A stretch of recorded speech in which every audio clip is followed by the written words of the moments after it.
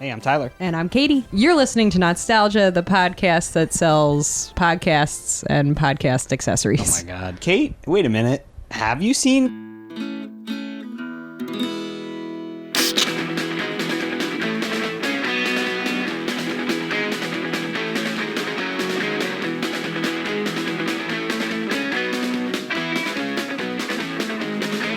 King of the Hill? It's on in the background at your home all the time because your dad loves King of the Hill so much. I also think at some time... And I truly we tried to watch it for you real. Think?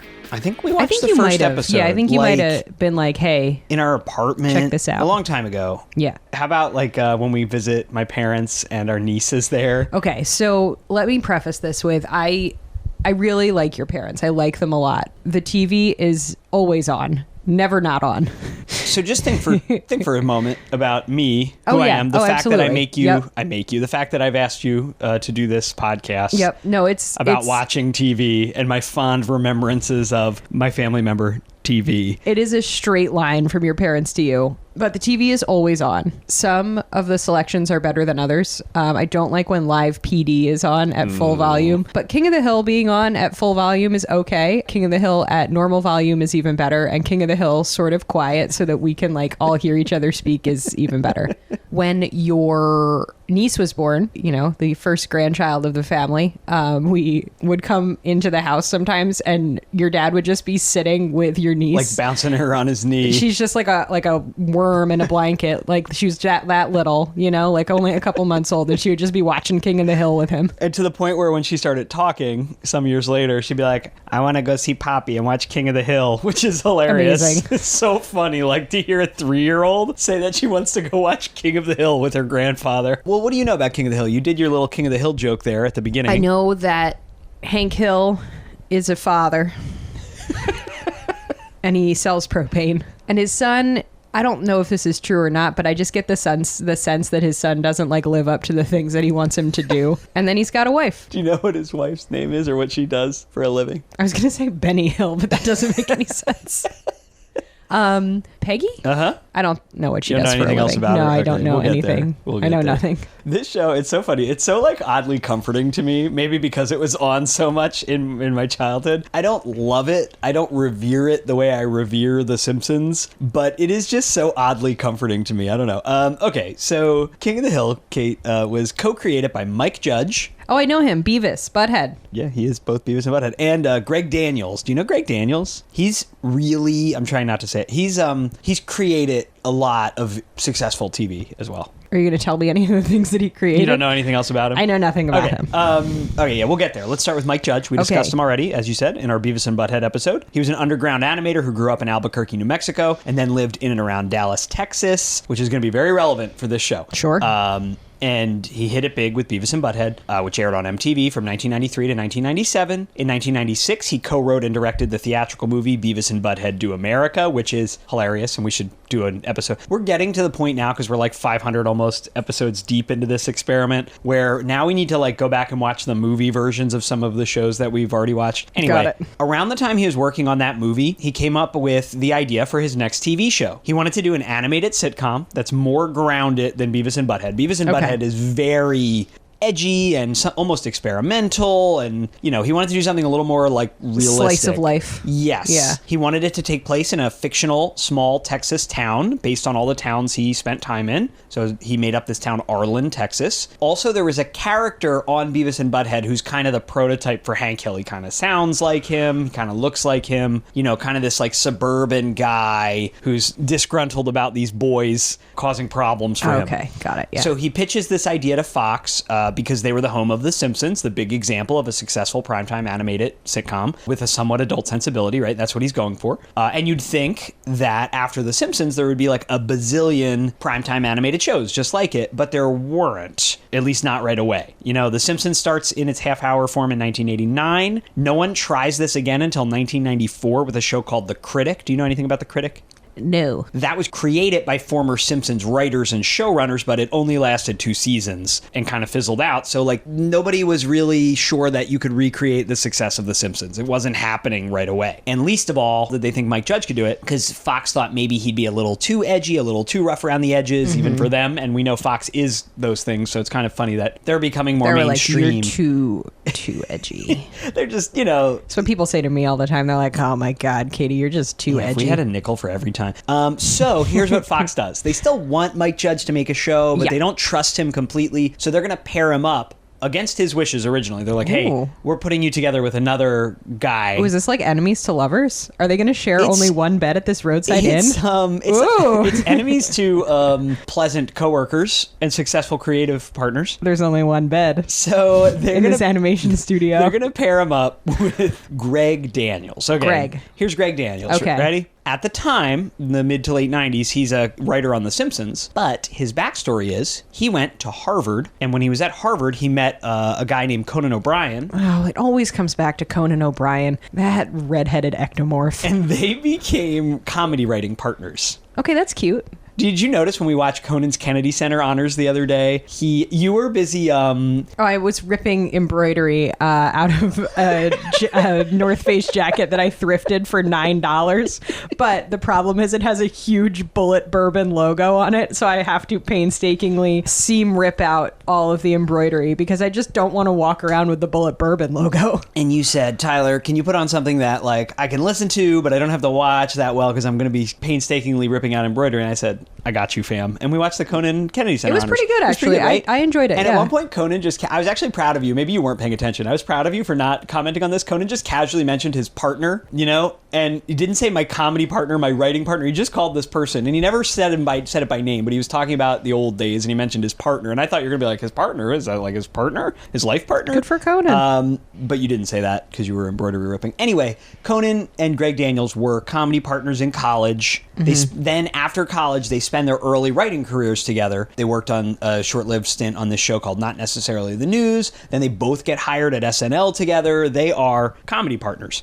And sort of like you and me. Yeah. Oh. And then Conan gets poached sort of kind of from SNL to go write for The Simpsons. Greg Daniels stays at SNL. Then when Conan leaves The Simpsons to go get his own show, The Simpsons hires Greg Daniels, which I think is so funny. Like, they never, as far as I can tell, they never write again after they get separated from SNL. But like, I think it's on purpose. I assume Conan recommended Greg Daniels to kind of fill his slot on The Simpsons. Now Greg Daniels is going to, after King of the Hill and other things, he's going to go on to co-create the American version of The Office, Parks and Rec, yeah, I know stuff those like shows. that. Do you know what I mean? Like, he's going to have a big impact on TV, Good for Greg. Anyway, at this time, Fox wanted to help Mike Judge develop the show, so they give him Greg Daniels off of The Simpsons. Greg Daniels is kind of credited with helping flesh out the characters, creating a few new ones to give a little more depth to this idea that Mike Judge has already created. Like, it sounds like Mike Judge had the big idea and the political bent of where this is going to go, and Greg Daniels is a little more like heart and character development. Okay. So they're both really important to what this is going to be. That's nice for them. And Mike Judge was so pleased with what Greg Daniels added. It was going to be created by Mike Judge, developed by Mike Judge and Greg Daniels, but Mike Judge said, no, I want to have Greg Daniels have a co-creator credit, which is a really big deal to my understanding. That's really great. Like, that's not something that normally happens. Like, enemies to lovers. You know what I mean? Like, he's sharing the top credit, which he didn't have to.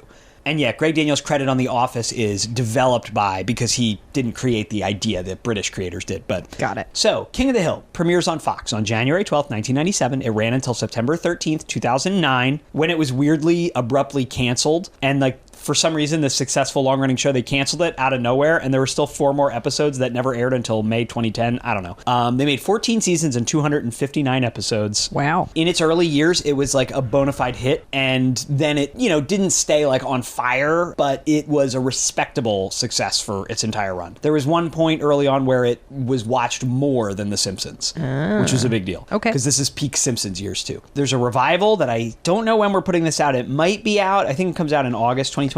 We're recording this way before then. I would like to note that the other day you texted your dad about the King of the Hill revival, and he texted you back an absolutely effusive, enthusiastic, I can't wait.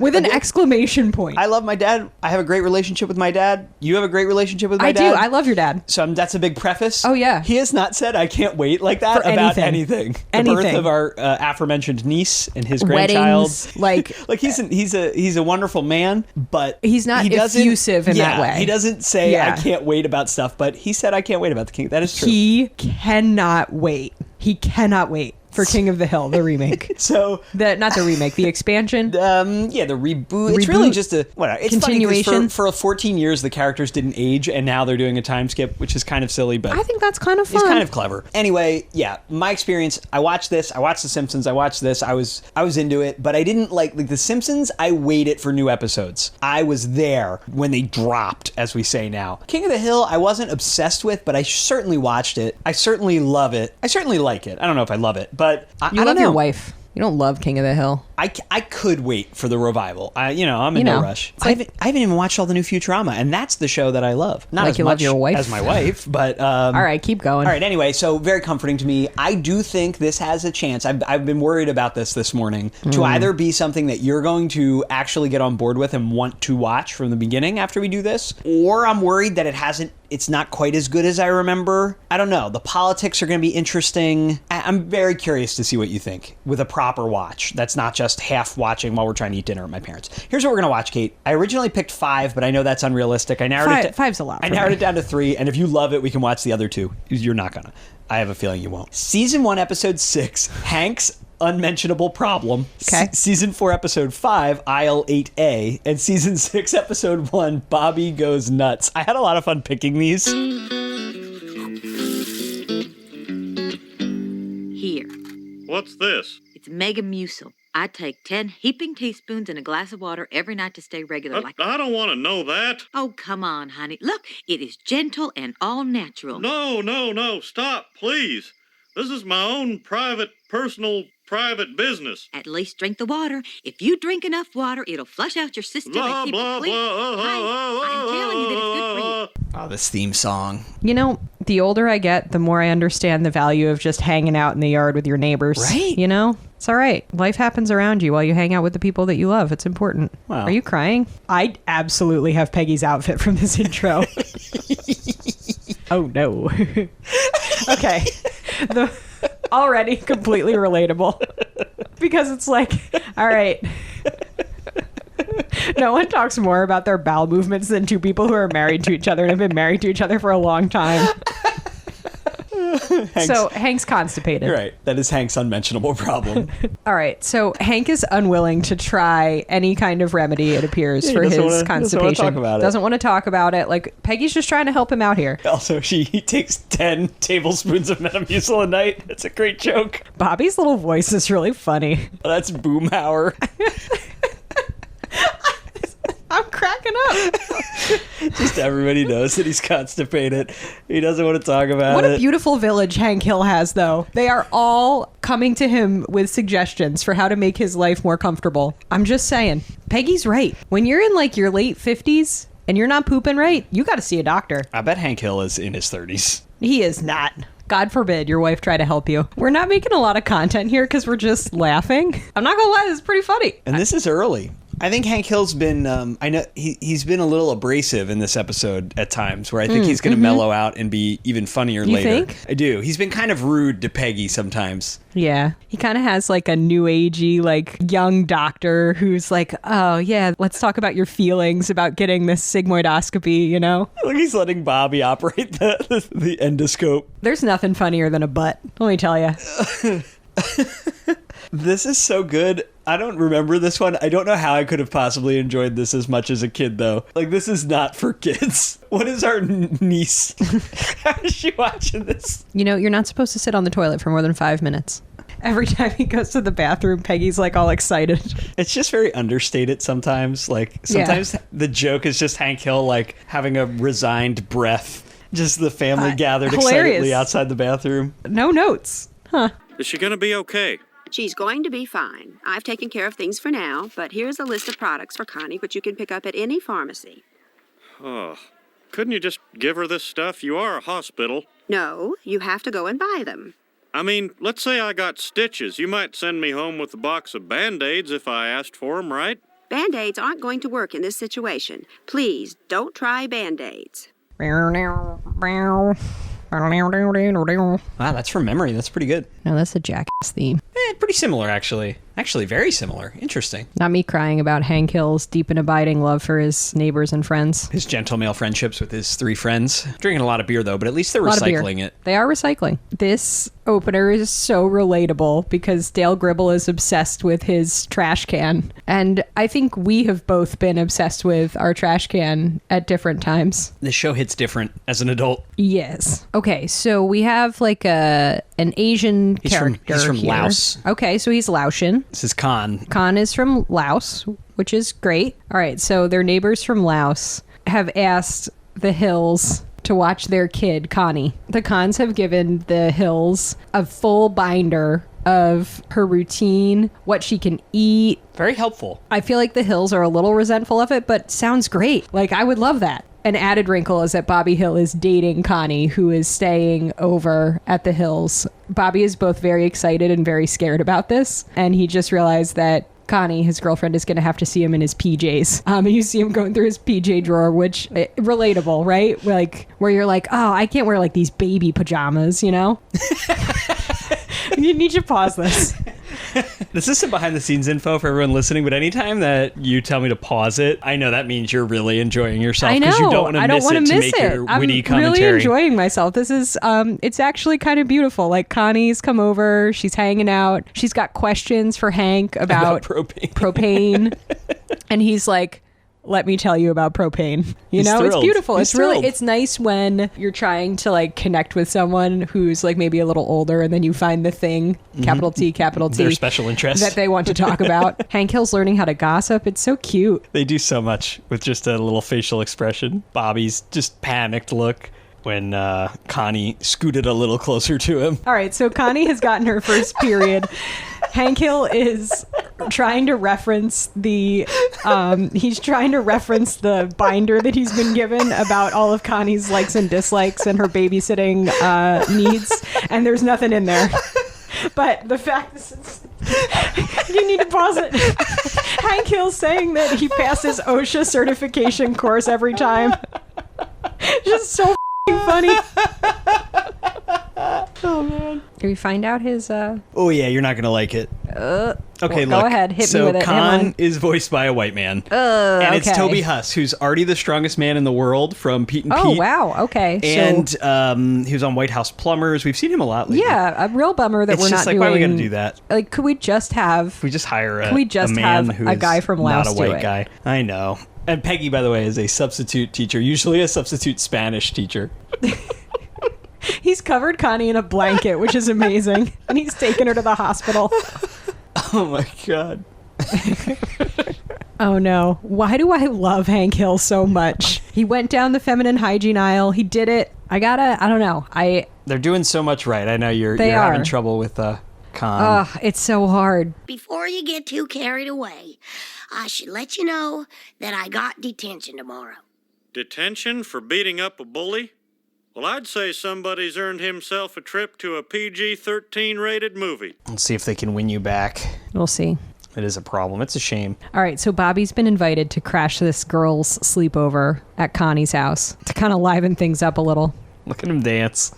All right, so Bobby Hill got beat up by Chang Wasana-sam at the sleepover. He's trying to sign up for like a boxing class at the YMCA, but he's somehow signed up for like a self-defense class for women. Oh, no. Oh, no. All right, so we did say Oriental. Don't love that. It's because Hank Hill is ignorant. All right, so Bobby Hill has like taken the things he's learned in the self-defense course, and now he's just kicking people in the crotch. Screaming, "That's my purse, I don't know you." And Hank Hill, I love that Hank Hill is so happy that he's fighting. Yeah. That he's like taking him to the movies. I feel like I have Bobby Hill energy from this episode.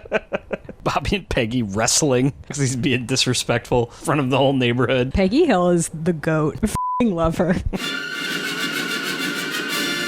Okay, what'd you think? I didn't hate it. I actually think I kind of liked it. What'd you like? Here's what I liked. I liked that it was regular people doing regular people stuff, right? It's like super slice of lifey. Mm-hmm. I felt like the humor was pretty good. There were a few things that did not land for me, which is having Khan played by a white guy. That's kind of a bummer. Yeah, that kind of sucks.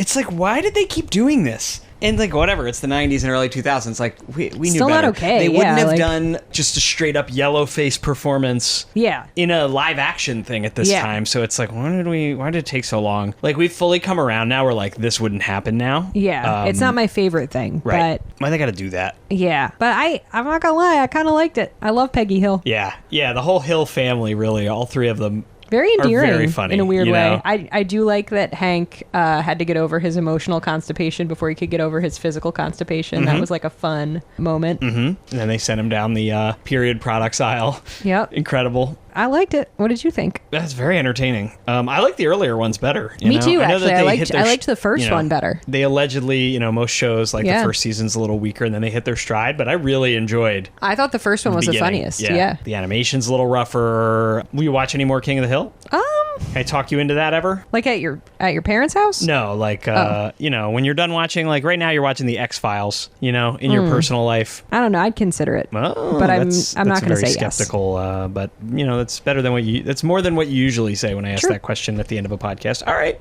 So King of the Hill, certainly not the worst thing we've ever seen on this show. No, not terrible. Far from it. All right. Look at that. Incredible. Well, tune in next week, everybody. Maybe we'll be on a roll and you'll enjoy, Kate. You'll enjoy what we watch from now on. I highly doubt it, but Yoo-hoo. could be wrong. From the creator of Beavis and Butthead Ah, my hand! and the producers of The Simpsons, Watch the ball! What? King of the Hill premieres next on Fox.